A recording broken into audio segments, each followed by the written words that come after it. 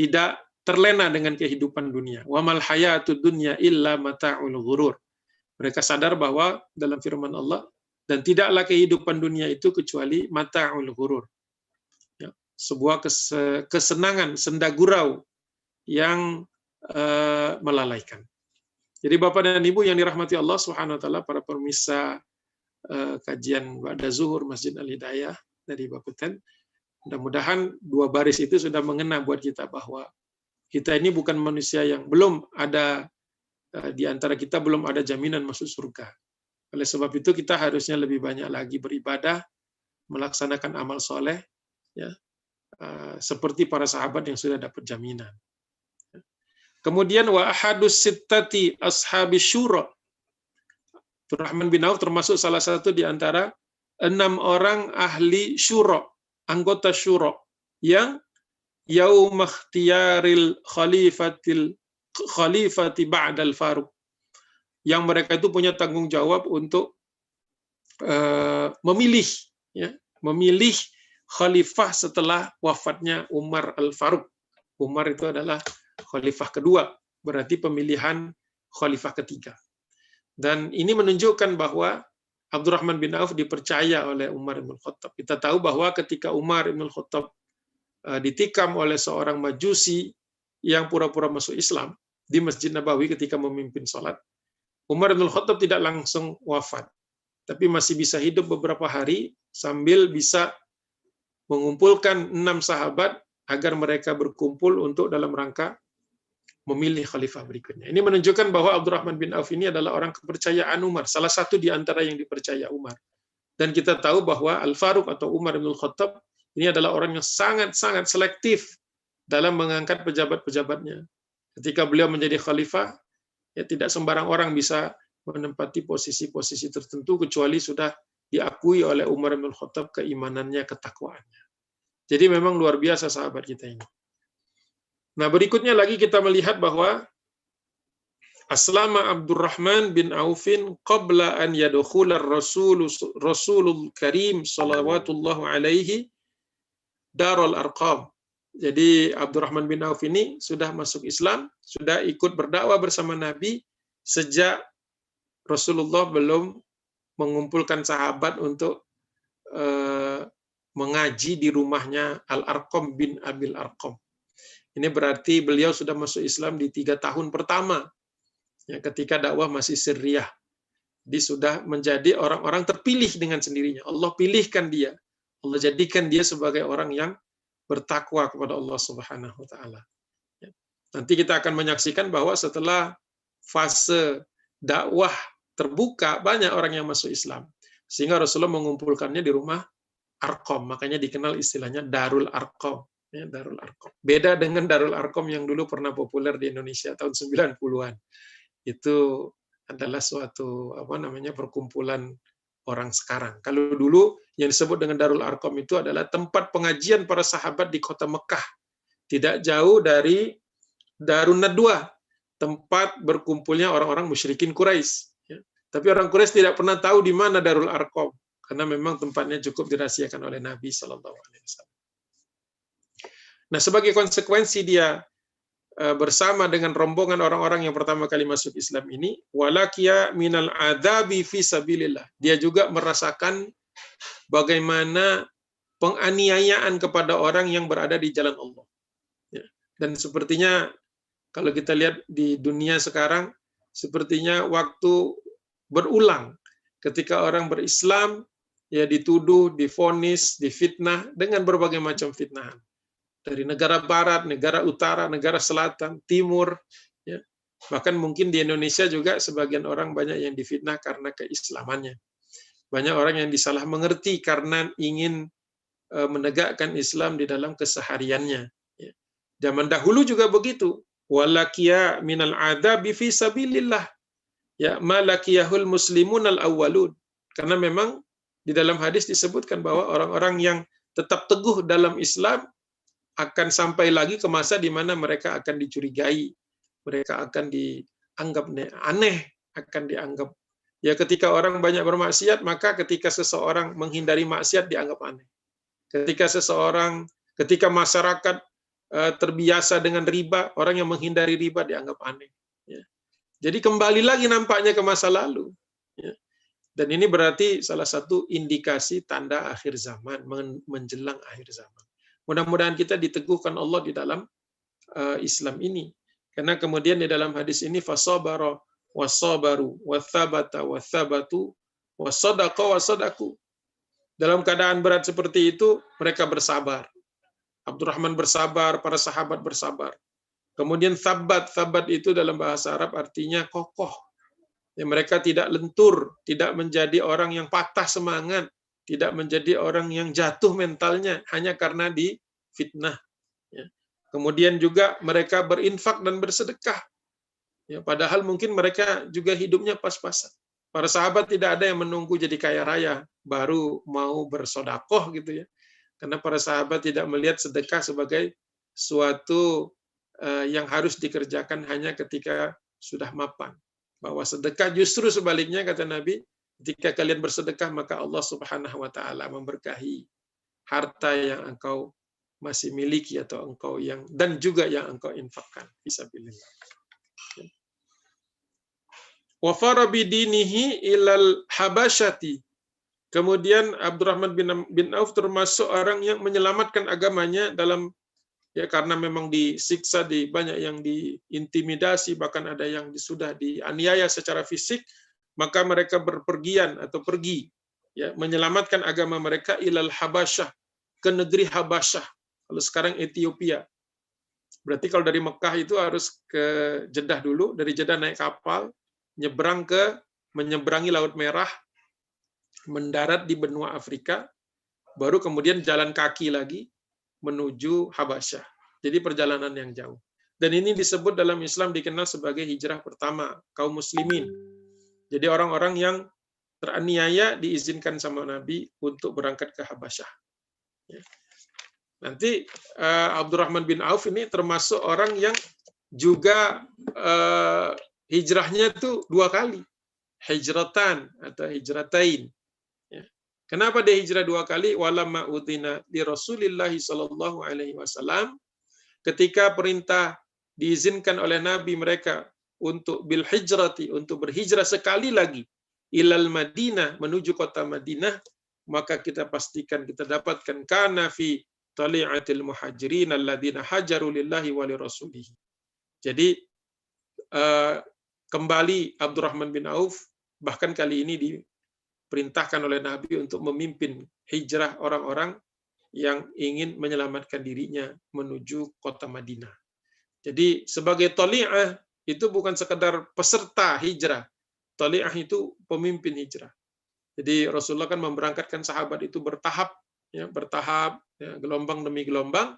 Nah, ada salah satu di antara gelombang itu yang dipimpin oleh Abdurrahman bin Auf. Jadi dia tidak hanya menyelamatkan dirinya saja, tetapi juga menyelamatkan banyak orang yang mungkin belum tahu jalan. Dari Mekah menuju Madinah sekitar 350 km kurang lebih.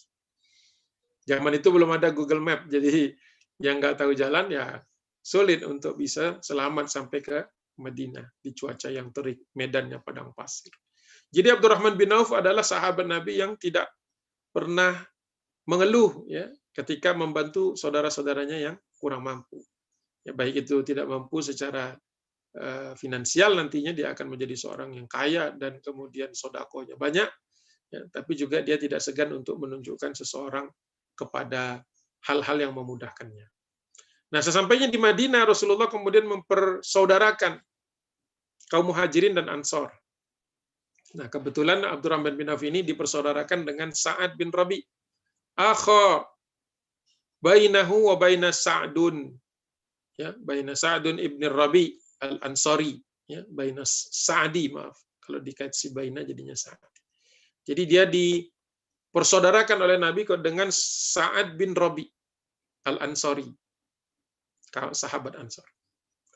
Nah, ketika dipersaudarakan itu ditawarkan oleh saudaranya ini, ditawarkan dia punya harta yang banyak, jadi dia ingin agar saudaranya ini juga menikmatinya. Jadi kita tahu sahabat ini banyak yang berhijrah tidak punya apa-apa. Walaupun mungkin mereka ada kekayaan, mereka ada juga yang mereka terpaksa tinggalkan di Mekah ya, dalam rangka memenuhi panggilan Nabi SAW untuk berhijrah. Ya. Nah, sahabat yang bernama Sa'ad bin Rabi ini menawarkan kepada Abdurrahman bin Auf, dan ini tercatat di dalam banyak hadis, termasuk di antaranya Sahih Bukhari. Ya. Dikatakan di sini, ayyu ukhayya ana aktsaru ahlil madinati malan. Wahai saudaraku yang mulia, sesungguhnya aku adalah memiliki banyak harta. Ya, bukan sombong berarti ya, dia hanya ingin mengatakan saya ingin berbagi. Ya, wa indi bustanan, sesungguhnya aku punya 2 kebun. Ya, kebun apa? Ya mungkin kebun kurma karena orang Ansar banyak punya kebun kurma. Dia katakan wali imro'atan, bahkan aku juga punya 2 orang istri. Fanzur ayyu bustanayya ahabbu ilaika. Coba silahkan kalian lihat, engkau lihat mana di antara 2 kebunku itu yang paling engkau sukai, maka hatta akhruja laka indaka, hatta akhruja laka anhu, maka akan aku berikan kepadamu. Jadi ditawarin sama dia taman, ya, kebun. Masya Allah, ditawarin kebun gitu ya, kalau sekarang itu mungkin real estate lah gitu ya, luas gitu ya, bukan kebun kecil, kebun besar. Kemudian dia juga melakukan hal yang tidak terfikirkan oleh orang-orang, atau mungkin orang tidak pernah ada yang berani untuk sampai seperti ini. Kata Sa'ad bin Rabi, wa indi wa ayyu imra'atayya arda indaka hatta utalliqaha laka. Kata dia, boleh saja kalau kau mau, engkau lihat atau engkau pilih di antara 2 istriku, akan aku ceraikan salah satunya yang engkau inginkan. Nanti setelah selesai masa iddahnya, boleh kau nikahi. Jadi seperti itu sampai. Ya kita nggak kepikiran ya, kita juga mungkin nggak tahu karena istrinya pada satu kan ya, PNS juga. Kalau misalnya istrinya 2 seandainya, ya belum tentu juga kita mau memberikannya ke orang lain secara sah ya, secara sah. Ya diceraikan. Utalliquha itu berarti ditalakkan baik-baik. Ya dilepaskan baik-baik agar nanti bisa menjadi istri dari sahabatnya yang dia muliakan karena Allah Subhanahu wa taala. Ya ini belum pernah ada, mungkin sepanjang sejarah kaum muslimin baru kali ini kita, atau mungkin cuma 1 kali ini saja ada orang yang tawarannya sehebat itu. Bukan berarti dia tidak sayang atau dia tidak cinta kepada istrinya, tetapi ini adalah wujud kebersamaan atau wujud dari cintanya dia kepada sahabatnya ini karena Allah Subhanahu wa taala. Alhamdulillah Abdurrahman bin Auf bukan tipikal manusia yang aji mumpung. Kalau aji mumpung ya dikasih macam-macam diambil semua tanpa berpikir panjang. Apa jawaban dari faqala Abdurrahman li akhihi al-Ansar. Dia berkata kepada saudaranya dari kaum Ansar itu, barakallahu laka fi ahlika wa malika.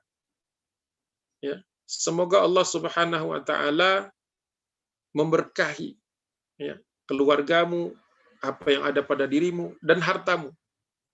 Walakin dullani ala suq. Akan tetapi kata dia, ini menolak dengan cara yang halus, tolong tunjukkan kepadaku di mana pasar, kata dia. Karena Abdurrahman bin Auf ini kan adalah seorang pedagang di Mekah dulu.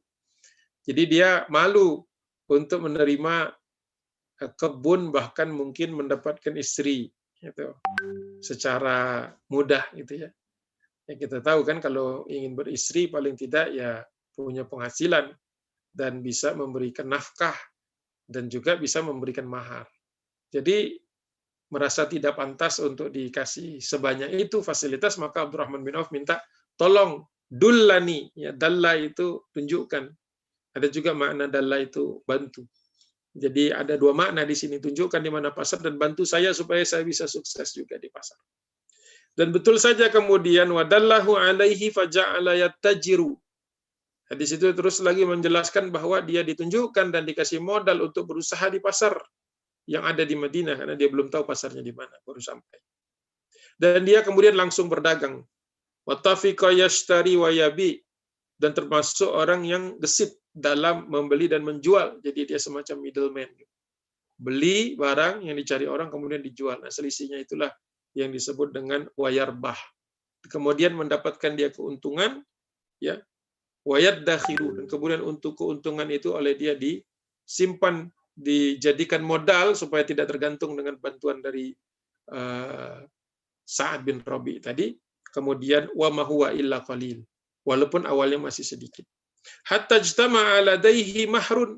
Setelah dia tumpuk dari hari ke hari, dia berdagang, keuntungannya dia simpan sampai dia bisa mengumpulkan, ya tentu saja ya pindah rumahnya gitu ya, memiliki rumah sendiri, kemudian sampai terkumpul mahar ya.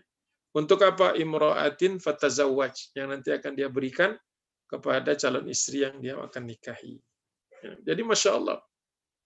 Dan kita juga tahu bahwa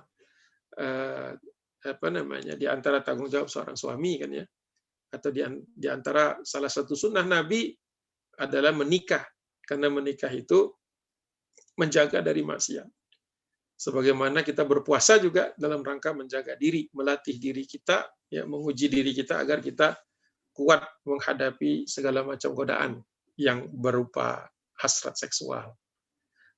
Jadi bapak-bapak dan ibu-ibu yang dirahmati Allah, jadi Abdurrahman bin Auf ini setelah sukses dalam bisnisnya nggak beri kemewahan yang lain, tetapi malah justru menikahi dengan baik ya sesuai syariat, dan kemudian membentengi dirinya dari potensi atau kemungkinan terjerumus kepada fitnah berupa zina. Ya. Ini adalah satu hal yang mulia. Nah, ketika dia sudah mau menikah itu, dia mendatangi Nabi mungkin untuk menyampaikan undangan. Waja'a Rasulullah sallallahu alaihi wasallam wa alaihi tibun. Waktu bertemu dengan Nabi, dia menggunakan pakaian yang rapi, menggunakan pakaian yang baik lah, yang lebih baik yang dia mungkin dapatkan, dia dapat beli dari hasil usaha bisnisnya di pasar. Kemudian faqala lahu Rasulullah, kemudian Nabi berkata kepadanya, "Mahyam ya Abdurrahman, sepertinya engkau hari ini wangi, ya rapi." Faqala tazawwajtu ya Rasulullah. Kata Abdurrahman bin Auf, "Betul ya Rasulullah, saya mau menikah hari ini," katanya. Kata Nabi sallallahu alaihi wasallam, "Wa ma a'taita zaujataka minal mahri." Kata Nabi, adakah engkau siapkan atau berapa yang engkau siapkan untuk menjadi mahar bagi calon istrimu? Kemudian dia mengeluarkan dari bajunya atau dari kantongnya. Kata dia, wazna nawatin min tahabin. Saya punya emas, katanya. Ya Rasulullah, saya punya emas, mau jadikan mahar sebesar biji kurma. Ya. Nanti sore kalau udah buka puasa, mungkin ketemu kurma, insya Allah. Nah, lihat itu biji kurmanya. Kira-kira emas sebesar itu tuh berapa gram? Ya. Ibu-ibu mungkin yang lebih tahu. Melihat bahwa ini maharnya juga bukan mahar kecil ya, mahar cukup besar itu. Jelas lebih dari 3,5 gram. Faqala Nabi sallallahu alaihi wasallam, kata Nabi kemudian mengatakan, aulim, maka berwalimahlah. Ya, aulim itu rayakanlah. Aulim walau bisyatin, kata Nabi. Ya, hendalah engkau mengumpulkan orang untuk merayakan pernikahanmu, supaya atau walau bisyatin, walaupun hanya menyembelih 1 ekor kambing. Istilahnya ngundang orang, ngajak makan, tasyakuran, nggak perlu banyak-banyak, seekor kambing saja cukup. Apalagi itu satu Madinah yang datang, mungkin banyak orang yang datang karena pernikahan pertama antara muhajirin dan ansoriyah, ya, antara laki-laki muhajir dengan perempuan ansor. Ya. Jadi kata Nabi 1 ekor kambing saja cukup. Padahal 1 ekor kambing itu kan paling untuk 30 lah, kalau Indonesia 20 orang lah gitu. Udah kecil itu kalau potongannya 20.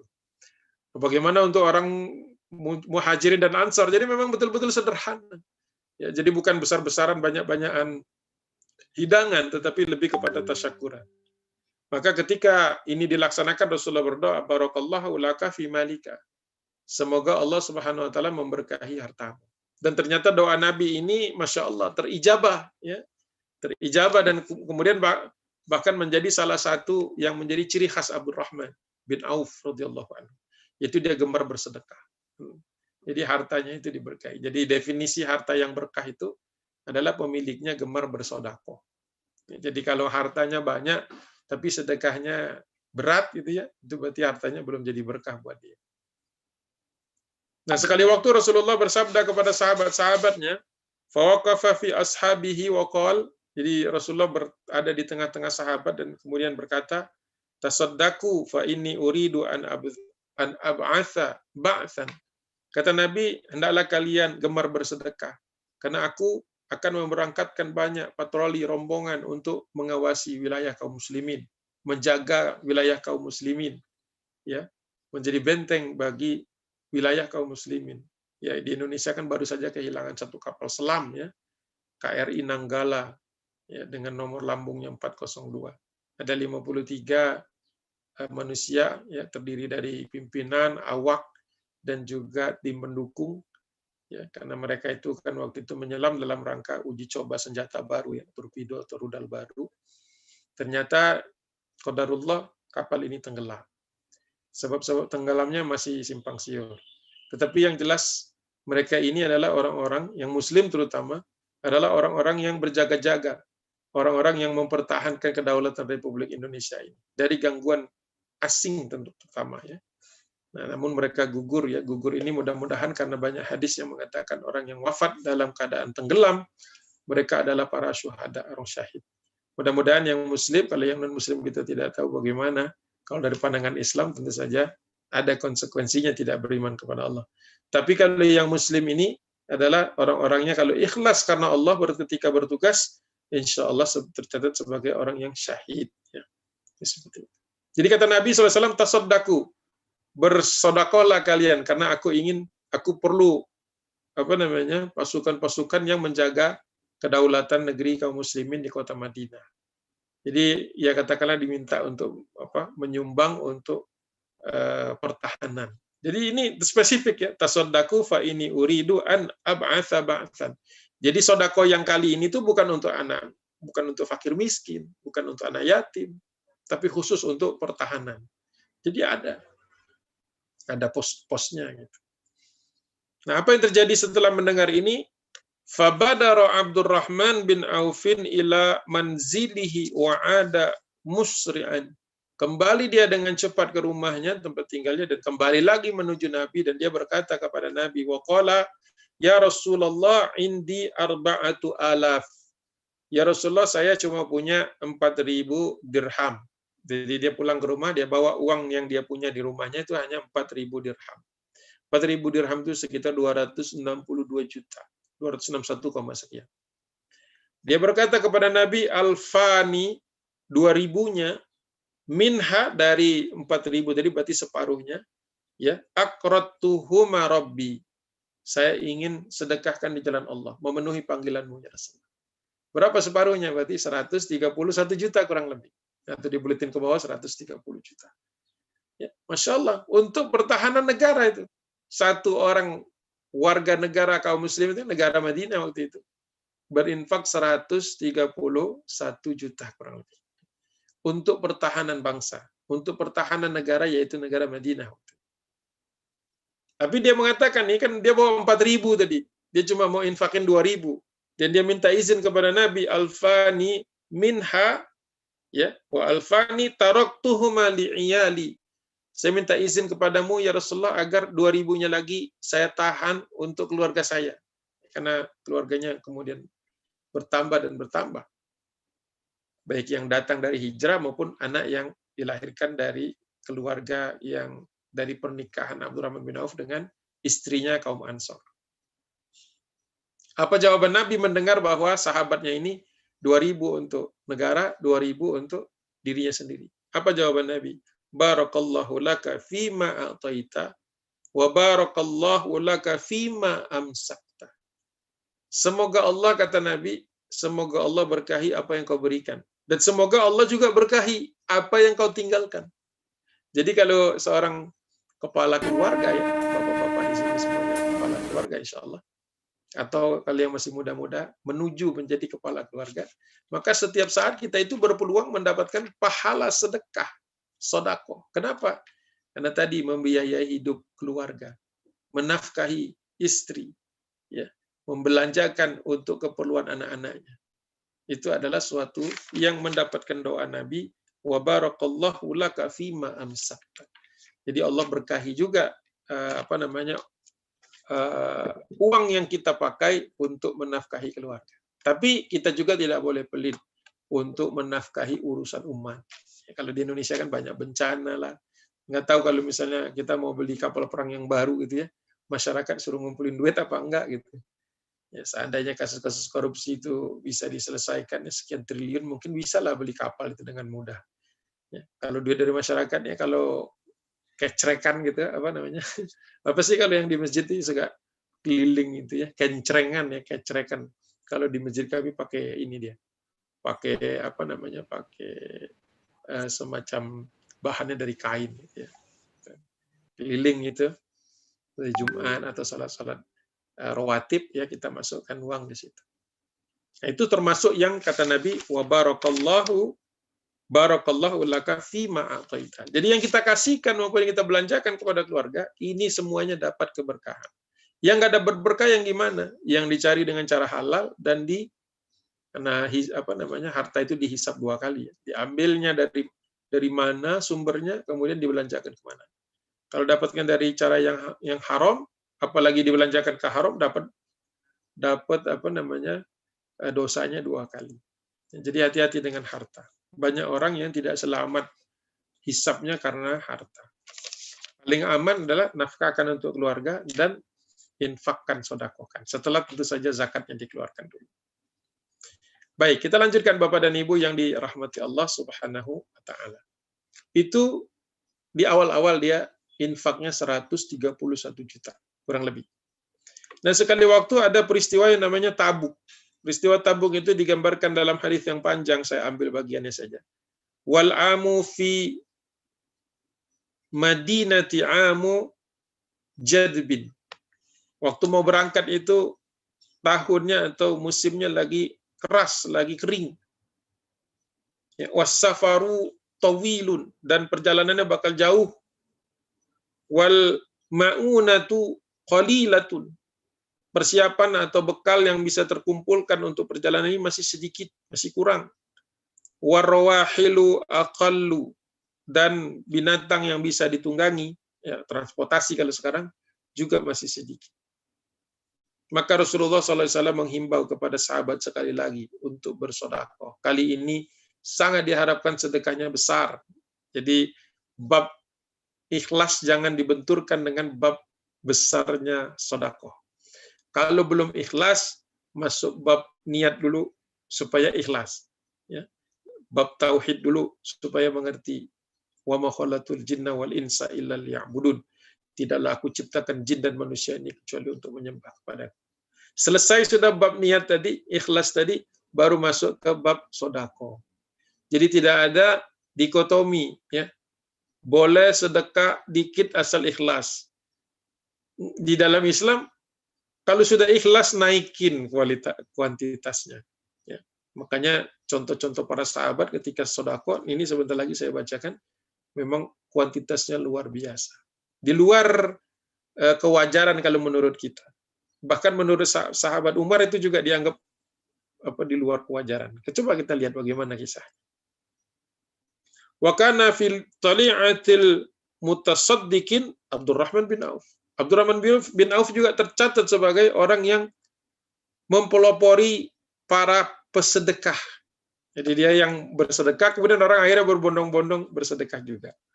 Itu bagus, karena kita tuh kalau jadi pelopor itu kan kita dapat kebaikan orang.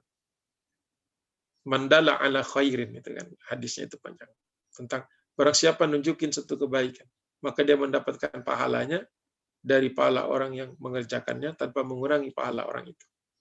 Jadi dia mungkin memancing lah ya, memancing dengan sedekah yang nantinya membuat orang banyak sedekah juga. Sebesar apa sedekahnya? Faqat tasaddaqa bimi'atai uqiyatin. Ya. Dia kemudian Abdurrahman bin Auf bersedekah dengan mi'atai. Mi'atai itu 200. 200 apa? Uqiyah. 200 uqiyah min zahabin. 200 uqiyah emas. Nah, uqiyah itu adalah satuan berat. Satu uqiyah itu 37 gram emas kurang lebih. Jadi kalau misalnya 200 uqiyah berarti 200 kali 37 gram. Itu sekitar 7,4 kilogram emas, ya Allah. 7,4 kilo emas disedekahkan. Kalau kita pakai patokan Antam saja kan akan ada yang emas batangan 1 kilo itu untuk orang investasi itu sekitar 874 juta, saya lihat itu beberapa hari yang lalu. Ya, buka website Antam, lihat emas batangan yang 1 juta sebatangnya, 1 juta, 1 kilo satu batangnya, itu sekitar 874 juta. Naik turunlah sedikit. Nah, kalau kemudian 1 kilogram emasnya itu 874 juta, sedangkan dia sodakonya 7,4 kilogram, berarti hitung-hitungan saya sekitar 6,4 miliar. Sodakohnya ini bukan zakatnya. Kalau zakat kan ada nisab dan ada haulnya juga gitu kan. Memenuhi kriteria 85 gram emas gitu kan, dan kemudian masuk haulnya kalau Imam Syafi'i setahun. Ya mungkin kita bukan kalangan yang begitu. Tapi ini Masya Allah Abdurrahman bin Auf, dari dia pertama belum punya rumah, minta tolong tunjukkan dan dibantu start jadi bisnis di pasar Madinah yang waktu itu masih dikuasai Yahudi. Kemudian beliau akhirnya bisa menikah dengan mahar emas sebesar biji kurma, kemudian bersodakoh untuk negara, ya, untuk keamanan negara, sejumlah Sejumlah 131 juta rupiah atau 2.000 dirham. Nah, kemudian lagi, jadi naik tuh. Kalau kita lihat grafiknya, kalau dibuatkan grafiknya, bagus juga kalau kita tahu persis tahunnya, ya, kita lacak. Itu kira-kira dia naik bisa sampai dari pertama kali mahar sampai dengan bisa infak sodako 6,4 miliar itu pastinya grafiknya nggak lurus, itu nggak linear, itu grafiknya mungkin eksponensial. Jadi menunjukkan bahwa pembahasannya bukan bab ikhlas lagi, tetapi bab kuantitas. Ya. Tidak ada yang meragukan keikhlasan dari Abdurrahman bin Auf. Ya. Bagaimana mungkin kan dia masuk Islam generasi pertama. Masya Allah. Nah, saking banyaknya ini, kemudian Umar bin Khattab berkata kepada Nabi, Inilah ara Abdurrahman illa murtakiban ithman. Kok saya ngelihatnya, lepas dari bawah itu luar biasa, kok saya melihatnya sepertinya Abdurrahman bin Auf ini terlalu berlebihan dalam bersedekah. Bagaimana menurutmu ya Rasulullah? Fama taraka li ahlihi syai'an. Bagaimana menurutmu ya Rasulullah kalau dia nggak ninggalin apa-apa untuk keluarganya? Akhirnya Rasulullah juga kepengen tahu. Ditanya kepada Abdurrahman, faqala Rasulullah, hal tarakta li ahlika syai'an ya Abdurrahman? Kau infak sebanyak ini, adakah yang kau tinggalkan sedikit untuk keluargamu? Jawaban Abdurrahman, na'am, betul ada. Taraktu lahum aktsara mimma anfaqtu wa atyab. Saya tinggalkan untuk mereka lebih banyak daripada yang saya sedekahkan ini, yang 6,4 miliar itu. Bahkan lebih baik lagi, lebih atyab itu, tayyib itu artinya lebih keren lagi dah, katanya gitu. Rasulullah kaget, Rasulullah bertanya, qala kam? Berapa kalau gitu yang kau tinggalkan untuk keluargamu? Sodakonya aja 6,4 miliar. Agak jarang kita ketemu yang begitu. Masih banyak juga yang ditinggalkan, ternyata ya maksudnya dia. Waqala, kemudian berkata Abdurrahman bin Auf, ma wa'adallahu wa rasuluhu. Saya tinggalkan untuk mereka janji Allah dan Rasulnya. Jadi nggak ada sepeser pun. Ini menunjukkan bahwa keluarga Abdurrahman bin Auf juga sepakat untuk berinfak sebanyak itu. Ya. Kalau bapak dan ibu mungkin, atau bapak atau ibu bersedekah besar, mungkin suami atau istrinya akan bertanya-tanya, gede amat ini sedekahnya, buat kitanya apa sisanya gitu ya. Belum sampai ke level Abdurrahman, keluarganya Abdurrahman bin Auf. Dia katakan, saya tinggalkan keluarga saya dengan janji Allah dan Rasulnya. Apa janji Allah? Tak mungkin Allah biarkan miskin orang yang banyak sedekah. Dan tidak mungkin juga mereka kehilangan rizkinya hanya karena banyak bersedekah. Dan janji Nabi bahwa orang-orang yang bersedekah karena Allah, maka mereka akan dilipat gandakan pahalanya. Jadi wajar kalau dia mengatakan lebih baik dan lebih bagus daripada apa yang aku berikan. Ya, karena yang diberikan kan hanya harta dunia. Sedangkan Allah kan bisa memberikan harta di dunia dan juga perbendaharaan di akhirat. Jadi dia katakan begitu. Minar rizki wal khairi wal ajri. Ya. Kalau sudah dari janjinya Allah dan Rasulnya itu, rizki itu terjamin.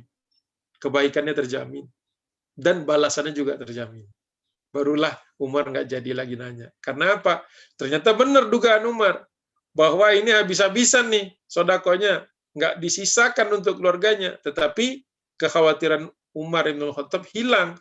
Karena apa? Karena keyakinan dari keluarga Abdurrahman bin Auf dan keluarganya bahwa sedekah itu sesuatu yang tidak akan pernah sia-sia. Nah, terkait dengan kemudian Ramadan ini, sekali waktu pernah Abdurrahman bin Auf itu disediakan makanan ketika dia lagi berpuasa. Wa qad utiya dzata yaumin bi ta'amin wa huwa sha'imun. Ketika dia sedang berpuasa, waktu itu didatangkan makanan. Ketika didatangkan makanan, dia melihatnya. Fanadhara ilaihi tsumma qala. Kemudian dia berkata, laqad qutila Mus'ab bin Umair wa huwa khairum minni. Untuk melihat makanan banyak itu. Saya pernah punya saudara namanya Mus'ab bin Umair, muhajirin juga. Dan dia telah syahid di Uhud. Ya. Dan dia orang yang lebih baik daripada saya. Jadi orang ahli surga itu, kan Abdurrahman bin Auf ahli surga. Dia selalu melihat orang lain lebih bagus daripada dia. Ini suatu pelajaran berharga buat kita. Kita bukan siapa-siapa, tapi kadang-kadang kita merasa lebih hebat dari orang lain. Ahli surga seperti Abdurrahman bin Auf, pernah sodako 6,4 miliar, masih melihat orang lain lebih bagus. Ini adab yang luar biasa. Dia katakan waktu dia meninggal dunia di Uhud, fama wajadna lahu illa kafanan. Dia cuma bawa selembar kain, kafan, nggak punya harta yang lain. Makanya kata dia, ini makanan ini mengingatkan saya akan hidup sederhananya Mus'ab bin Umair radhiyallahu anhu. Saking sedikitnya atau saking kecilnya, saking miskinnya dia cuma punya kain kafan. Kenapa dia bawa ke Uhud? Mungkin punya feeling akan mati, akan meninggal. Saking pendeknya, begitu pendeknya kain kafan yang dimiliki oleh Mus'ab bin Umair. In ghatta ra'sahu badat rijlahu. Kalau kami tarik untuk menutup kepalanya, maka kakinya nggak bisa ditutup, terbuka. Wa in ghatta rijlaihi bada ra'suhu. Kalau kami tarik ke kaki untuk menutup kakinya, maka kepalanya nggak ketutup. Ketika datang Nabi, kenapa? Ini kafannya kekecilan ya Rasulullah.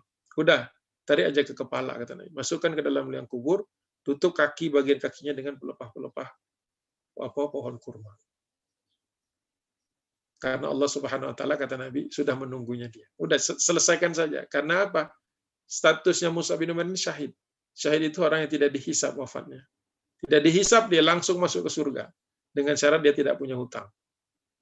Kata Nabi, sudah ditunggu sudah ditunggu Mus'ab bin Umair ini. Makanya kemudian Abdurrahman bin Auf merasa, aduh, ini makanan banyak banget. Dulu sahabat saya kafan aja nggak punya. Illa kafanan. Tsumma basatallahu lana minad dunya ma basata. Lihatlah kita dengan makanan ini, Allah sudah buka dunia kita. Allah sudah berikan kita kenikmatan yang begitu banyak. Ya. Wa inilah akhsya, saya sangat khawatir. An yakuna thawabuna qad ujjila lana. Saya khawatir jangan-jangan kebaikan-kebaikan kita, pahalanya sudah disegerakan di dunia. Ujjila lana, dipersegerakan. Sehingga nggak ada lagi nanti sisanya di akhirat. Ini waktu dia mau berbuka puasa. Ketika melihat hidangan makan. Kita kalau melihat hidangan makanan nanti sore, yang kita bayangkan apa? Ada. Kita membayangkan bagaimana iman, bagaimana orang-orang yang soleh. Ya. Atau kita hanya berpikir, udahlah, cepat-cepat ditelan supaya hilang dahaganya. Tsumma ja'ala yabki wa yansij. Kemudian dia dia menangis dan terisak. Hatta afat ta'am. Dia hanya ambil sedikit saja makanan itu dan menolak sebagian yang lain. Katanya, kasihkan sajalah kepada orang lain. Ya, seperti itu puasanya Abdurrahman bin Auf. Padahal dia kalau mau beli makanan apa aja bisa. Sodakonya aja 6,4 miliar. Inilah tipikal manusia yang ketika kekayaan yang Allah berikan tidak menjadi fitnah bagi dia. Malah justru memuliakan dia dan mengantarkannya ke surga. Nah, mudah-mudahan di bulan Ramadan ini kita menjadi gemar bersedekah, ya, menjaga puasa kita, senantiasa memanfaatkan waktu-waktu mustajab untuk berdoa, dan memperbanyak ibadah-ibadah di bulan suci Ramadan. Mudah-mudahan kita pula nanti pada gilirannya akan mendapatkan ampunan Allah dan dimasukkan ke dalam surga. Billahi taufiq wal hidayah. Assalamualaikum warahmatullahi wabarakatuh. Saya kembalikan kepada moderator. Waalaikumsalam warahmatullahi wabarakatuh. Jazakallah kepada Ustaz Agung Waspada yang telah menyampaikan materinya terkait dengan sahabat Nabi yaitu Abdurrahman bin Auf. Langsung kita ke sesi berikutnya, diskusi atau tanya jawab. Di sini ada satu pertanyaan dari Ibu Linda, dan bapak-bapak dan ibu-ibu yang lain yang ingin bertanya silahkan melalui fasilitas chat atau kalau mau langsung juga boleh. Ini saya bacakan untuk yang pertanyaan pertama. Saya sering mendengar bahwa jika kita ingin sukses bisa mengikuti jejak Nabi dengan berniaga. Pertanyaannya, apakah Nabi Muhammad tetap berniaga seumur hidupnya? Kemudian yang berikutnya, jika kita ingin mengikuti jejak Rasulullah dengan kesederhanaannya, kesulitan secara finansial, mengingat zaman sekarang agak sulit karena tanggung jawab suami untuk menafkahi keluarga. Kemudian yang ketiga, dari kisah para sahabat Rasulullah, banyak yang hidup kaya atau berkecukupan, tetapi tidak mengikuti kesederhanaan Rasulullah. Demikian Ustaz, mohon jawabannya. Iya, 3 pertanyaan ya. Yang pertama tadi, apakah Nabi berniaga seumur hidupnya, tetap berniaga seumur hidupnya? Tapi sebelum itu tadi, saya lihat bahwa ada kata-kata, kalau ingin sukses ikut jejak Nabi dalam berniaga gitu ya. Iya. Ya, mungkin lebih tepatnya sebenarnya melaksanakan sunnah-sunnah Nabi, bukan hanya berniaga saja. Jadi Rasulullah itu nggak kita ambil sepotong-sepotong kayak makanan. Kita ambil hidangan yang kita sukai saja. Kebetulan kita misalnya seorang pedagang, ambil niaganya saja. Itu mungkin agak keliru karena ketika Rasulullah membahas tentang perniagaan atau kejujuran dalam perniagaan, Rasulullah sudah membereskan para sahabat dulu untuk urusan akidahnya. Ya, meyakini bahwa kehidupan di dunia ini sementara.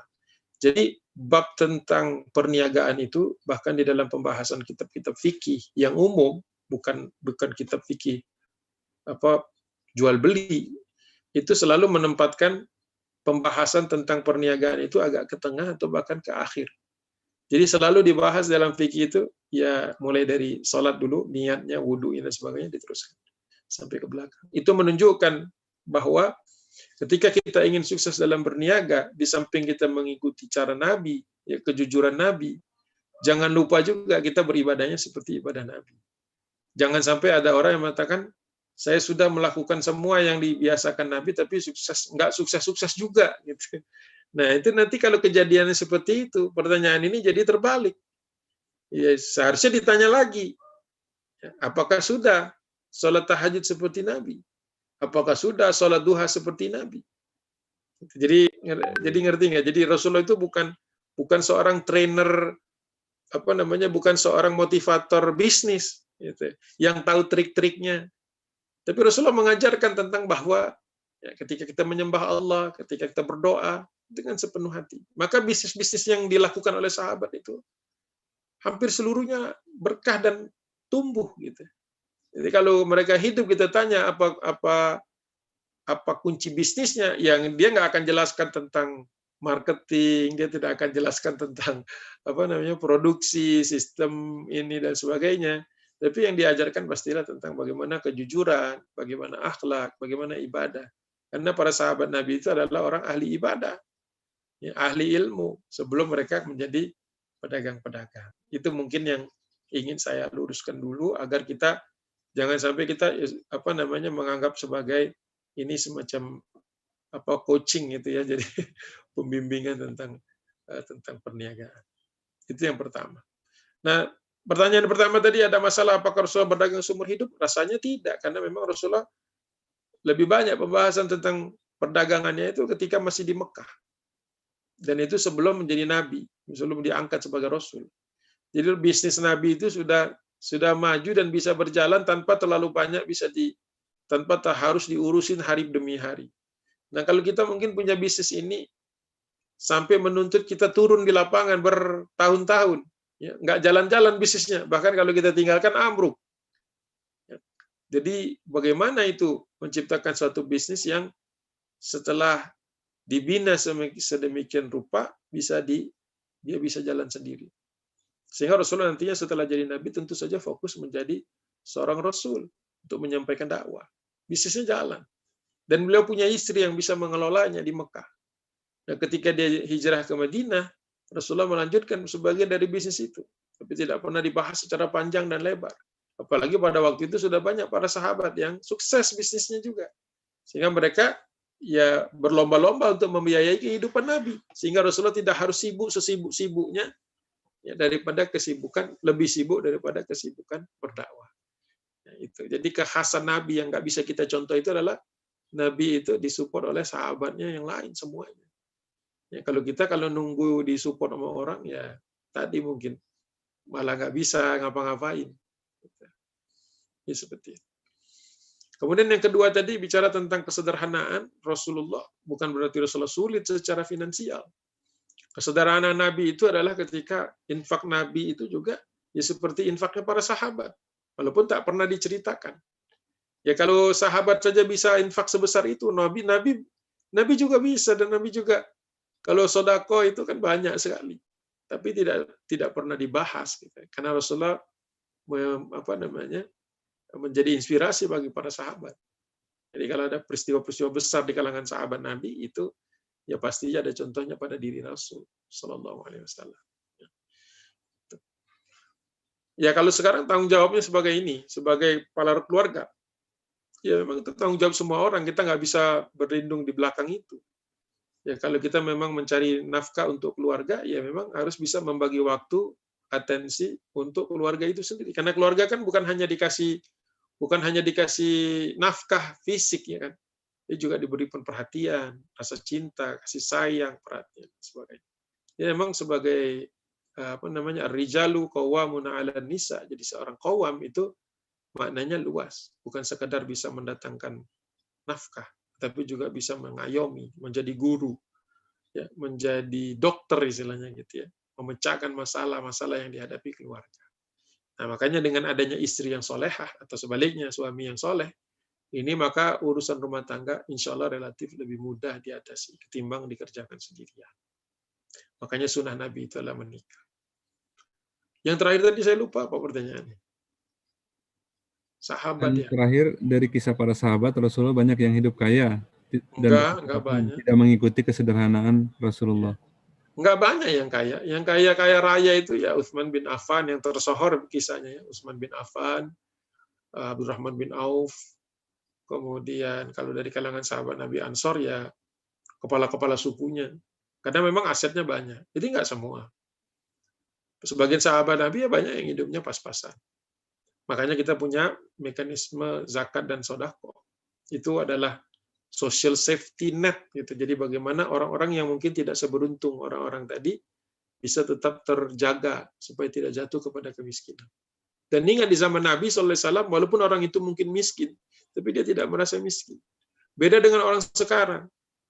Orang kaya saja masih merasa miskin. Kok bisa? Lihat aja dia rebutan untuk ngambil-ngambil yang gratis. Orang kaya, tapi mentalnya miskin. Selalu merasa kurang. Nah, gimana lagi yang miskin tanpa bimbingan Allah ya, bimbingan Islam. Itu pasti lebih dahsyat lagi. Sudah miskin finansial, miskin pula ruhani. Jadi para sahabat Nabi yang miskin itu banyak. Di Ahlus Sufa itu, di Masjid Nabawi itu kan ada satu bagian di belakang itu. Adalah sahabat-sahabat Nabi yang memang mungkin Allah uji dengan kesulitan hidup ekonomi. Banyak ada. Dan mereka selalu dapat santunan tanpa direndahkan ya, oleh para sahabat yang lain. Jadi yang sukses itu tidak semua secara finansial. Tapi yang membedakannya adalah mentalitas mereka bukan mentalitas orang miskin. Kalau di Indonesia saja kan banyak orang kaya, tapi kadang-kadang suka nyerobot antrian. Itu mental orang yang miskin akhlak gitu ya. Ya, sebegitu takutnya dia nggak dapat bagian sampai harus motong antrian orang. Padahal dia kaya, turun dari mobil tapi itu. Jadi banyak yang kita masih hidupnya, naudzubillah ya, mudah-mudahan bukan kita. Banyak orang yang kaya secara finansial, miskin secara akidah. Jadi itulah mentalnya jadi seperti itu. Para sahabat Nabi miskin tapi Kita temukan tidak banyak yang minta-minta. Bahkan hampir tidak ada. Ahlus Suffah itu tidak pernah minta-minta. Coba lihat orang-orang miskin kita. Ada juga yang begitu kan, tapi banyakannya mintanya kan tiap sore datang. Ramadan makin sering datang. Ya kita tetap kasih, kalau saya tetap kasih kalau dia datang. Karena untuk tidak menjatuhkan marwah mereka gitu.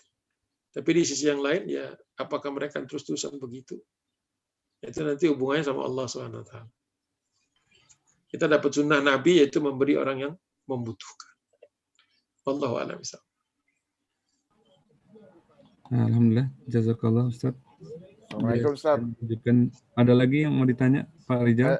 Ya, silakan. Makasih Pak. Assalamualaikum Ustaz. Waalaikumsalam. Di dalam Quran kan ada prioritas kita dalam bersedekah dari mulai orang tua sampai kepada orang yang sedang dalam perjalanan Ustaz ya. Betul Ustaz. Nah, tentunya itu kan adalah menunjukkan prioritas siapa yang kita utamakan untuk diberi sedekah.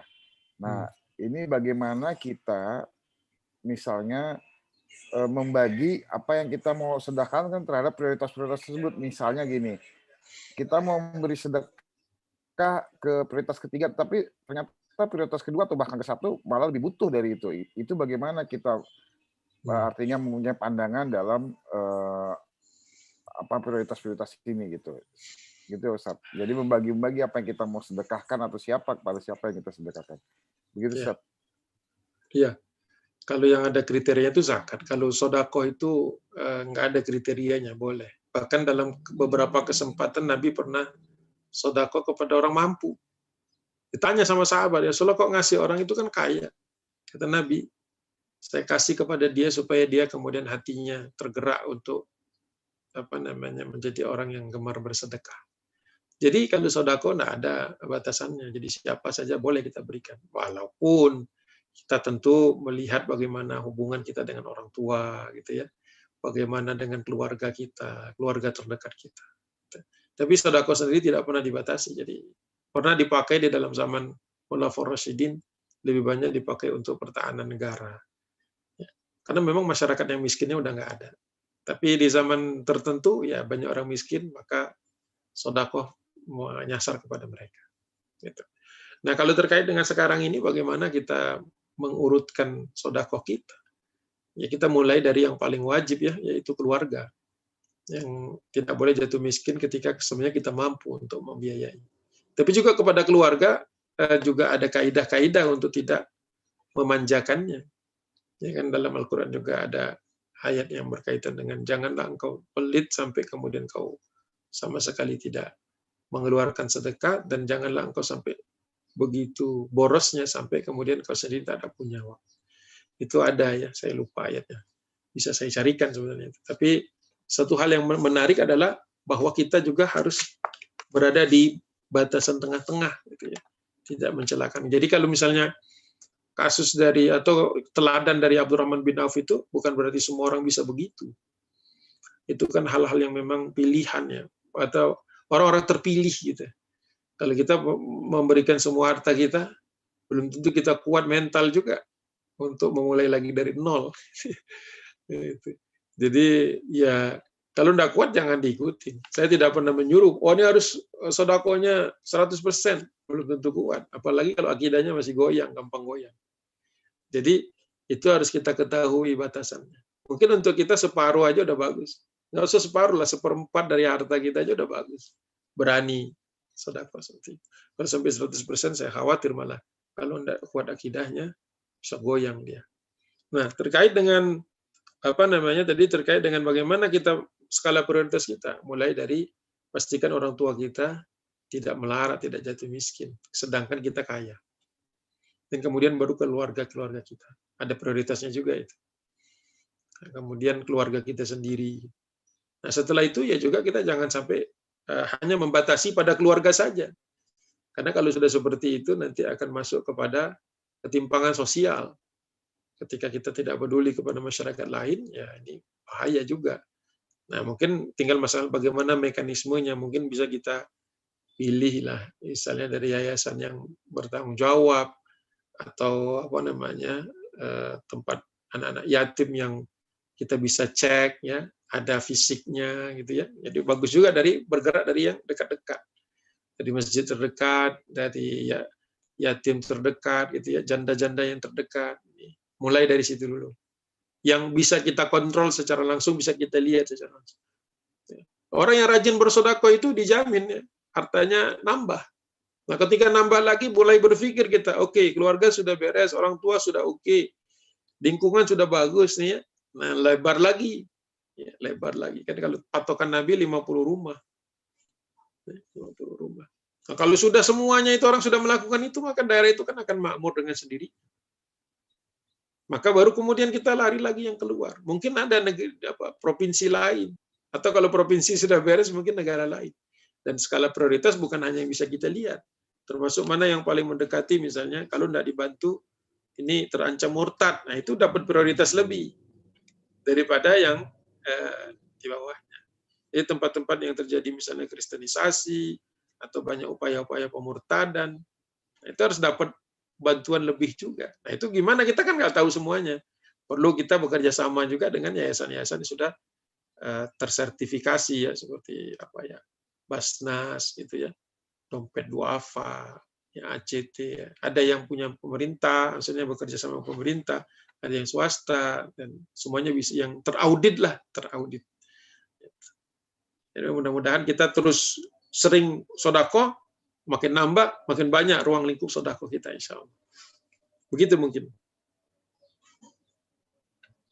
Ya, terima kasih Ustadz. Waktu juga sepertinya yang membatasi kita. Sudah jam 1.38 dan teman-teman masih ada aktivitas yang lain. Baik, insya Allah.